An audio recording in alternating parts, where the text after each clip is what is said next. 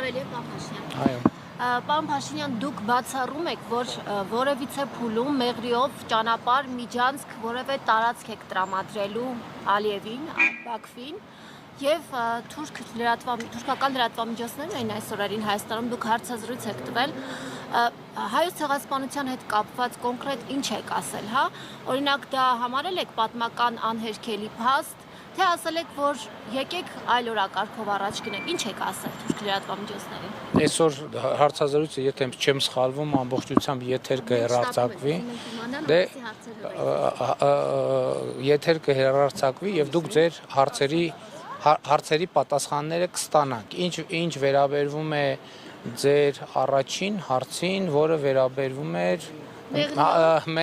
ես ընդամենը 2 օր առաջ, թե գուցե 3 լավ վերջերս այդ թեմայով հոդված եմ գրել,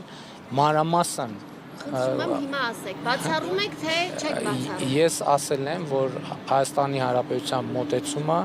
խաղաղության խաչմերուկ նախագիծն է եւ այն ինչ տեղավորվում է խաղաղության խաչմերուկ նախագծի մեջ, մենք իհարկե պատրաստ ենք իրագործել ճանապարհների միջանցք են ուզում։ Ես էլի եմ ասում, կներեք, ես այ հատուկ ես գրավոր տեքստ եմ գրել, որպեսզի բանավոր տեքստերը չվերաձևակերպվեն, չդառնան այլ վերնագրեր։ Այդ տեքստը հրապարակային է, ցանկացած կտոր կարող եք մեջ բերել։ Հիմա ասեք, բացառում եք թե չեք բացառում։